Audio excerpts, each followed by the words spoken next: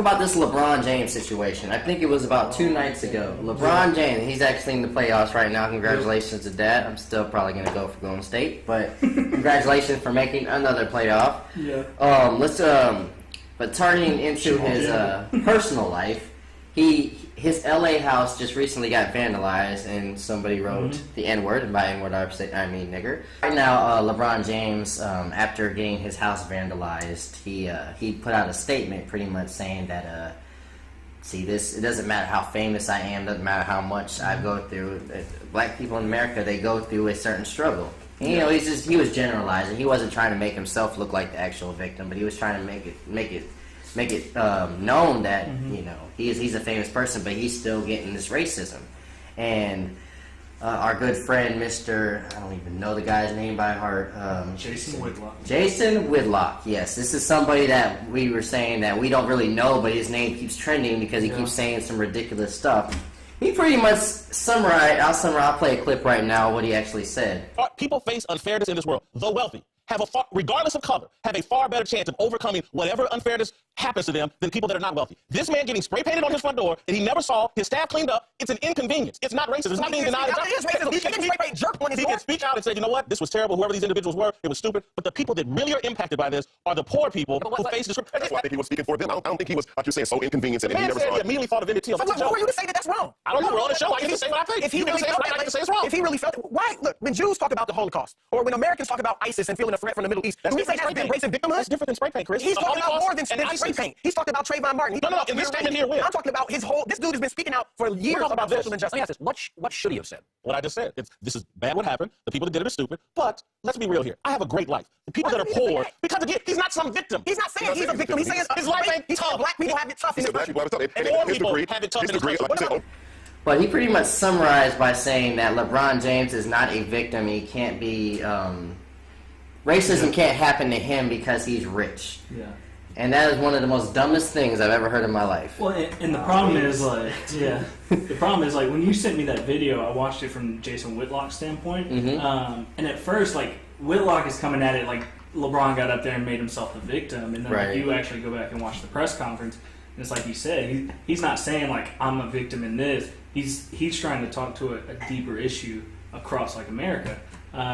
And especially, Whitlock was giving him hell because he brought up Emmett Till. Right. And if you go back and watch the clip on that, Whitlock was trying to make it sound like LeBron compared him having a word spray painted on his house to what happened to Emmett Till, and that's not what LeBron said. Definitely not what he said. And, one thing that Jemiah said to me yesterday when I had a conversation with him, he said, the good thing about him talking about Emmett Till is he brought awareness to a lot of people that didn't know what the situation was. See, the Google searches of Emmett Till were skyrocketing that day. Oh.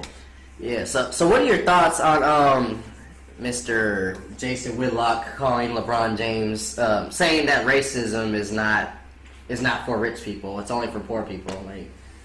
I think that is the most bogus statement I've ever heard in my life. Yes. Whether you're rich or poor, black, you're black regardless. You're white regardless. You can't change that unless you got in the sun for a long ass time.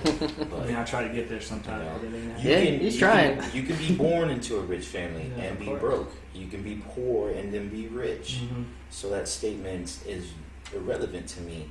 So saying that rich black people don't deal with racism is the stupidest thing I ever heard of. Right. You know what I'm saying? And that's what bothered me about Whitlock's statements is he said that LeBron can't be a victim and Oprah can't be a victim because they're wealthy and they're not. Racism doesn't apply to them. It only applies to poor people. Do these people not have feelings? Exactly. You're still a human being at the end of the day. Right. Now, don't get me wrong. Obviously, it's his second home. It's out in L.A. He doesn't live there. But still, someone came up and spray painted a racial slur on his house. Whether or not that affected him on a deeper level, he's still a victim of somebody's racism towards somebody's hate. And the thing, again, I love about LeBron is he got up there and he pushed it off of himself and more to the problem that's in America right now. Yeah, he definitely made a great statement with that. By his point of view, that I guess that means Barack Obama never faced racism in the last 8 years because he's actually a wealthy man as well. People don't know that as well. It just boggles me. Like, I don't know I guess what he was trying to say is like financially he's going to be okay at the end of the day. Yeah. I guess that is what he meant, but still. Well, he kept using the word minor inconvenience, which, I mean, don't get me wrong, like, it happened, and within probably a couple of hours, like, it got taken down. Of course. But at the end of the day, like, it's still You still raided my house. Exactly. Yeah. He still was a victim of a crime, a hate crime, and he has children as well. Like, I guess they weren't in LA at the time, but they could still see this on the news. They could see all that stuff, and that's hurtful. Mm-hmm. That's their hero. LeBron's a hero to a lot of kids too. That's their actual hero and their father, and they're seeing that he's being talked to like he's less than a man. Well, and then because of that, like I don't know how old LeBron's kids are, but like now that becomes a conversation he has to have with his kids about like, hey Dad, why did this happen? Like, and then he has to explain. Well, some people just don't like us because we're black or whatever, and whether or not, again, whether it's not like someone are busting out windows and stuff, but again, it's still like it's a byproduct of someone's racism. And he's not finna say to his kids, "It's okay though, we're rich." Fuck that. Exactly. We're buying Newgate. It don't bother us. Like it's still like. But then his mindset as well, like that means I guess anybody can vandalize a rich person that's black. It doesn't matter; they're not going to be offended because they're rich, right? Got money. Well, and like, my thing again with Whitlock is like what in his mind. I would love to hear him explain like what differentiates racism in his mind, because like if you hit a certain tax bracket and no longer are you subject to racism, like that's not true at all. Like, nah. Again, like. Whoever vandalized his house vandalized it with a very specific word. Targeted at a very specific attribute for him. And whoever's paying him is paying him well. It's gotta be. Idiot. Yeah. It's like, I forget homegirl's name, the blonde that gets Tommy Warren. Yeah. Yeah. She fucks with black dudes. So I'm like... It's crazy. I would put Jason Whitlock in the trolling category that we were just talking about. Like, honestly, people don't know the methods of trolling.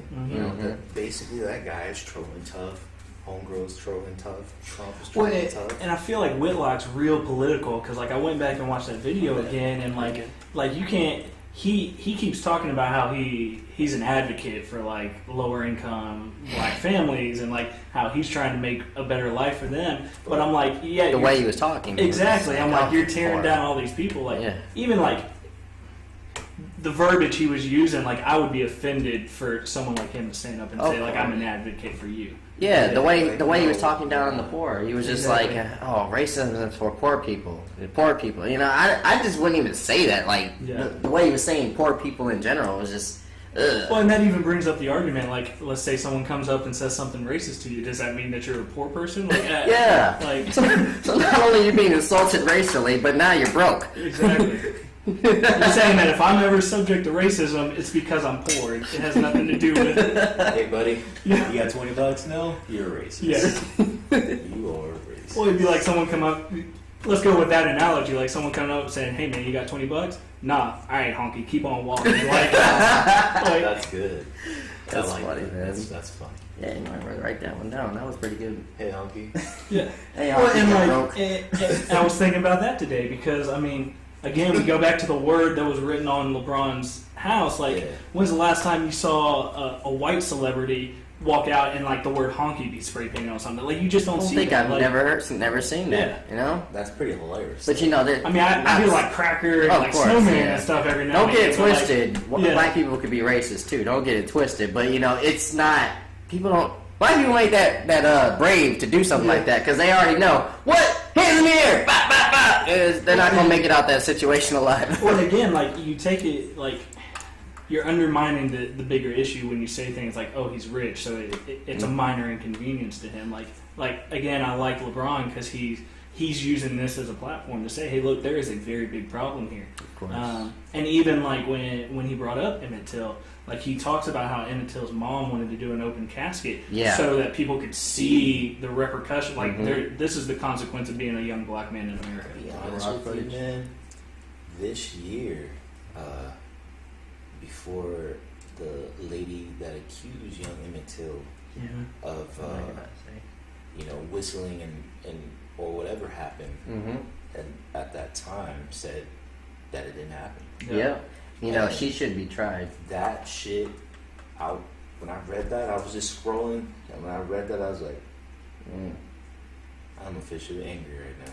It kind of pissed me off too. Yeah. Like I that's the first time I'd ever heard that happened. Yeah, I heard actually a couple months ago that's what happened. Yeah. Like, how do you live with yourself? She got to be in her 80s, I think, or 90s or something. Yeah, she's like, I gotta get this off my chest. I'm about to die. Yeah. Hey guys. Yeah. Sorry, I made something up and a young black dude got killed because of it, and I've been living with it for 70 years. And the sad thing about it is a lot of brothers died because of that. Oh, of course, A lot of brothers. And that was her family. They just strung him up, and they had their way with it. And there was people in the town, and they just got away with it. In my opinion, this Golden Girl lady needs to go to jail. I don't care how old she is. Like, she caused murders because of her lie. How about something better than jail? Why don't she just work out in the heat all day? Oh, like pick cotton? No. Like something worse than that. Wash my car naked. You need to call your brother for that. Oh. Yeah, put her on a reality show. That'd make us suffer. Yeah, I don't want to see no 80-year-old woman naked. She strikes again with her terrorism. He said, I do. I'm gonna whistle at her. Cat calling it. One time for Emmett. One time, bro. That'd be a hashtag watch.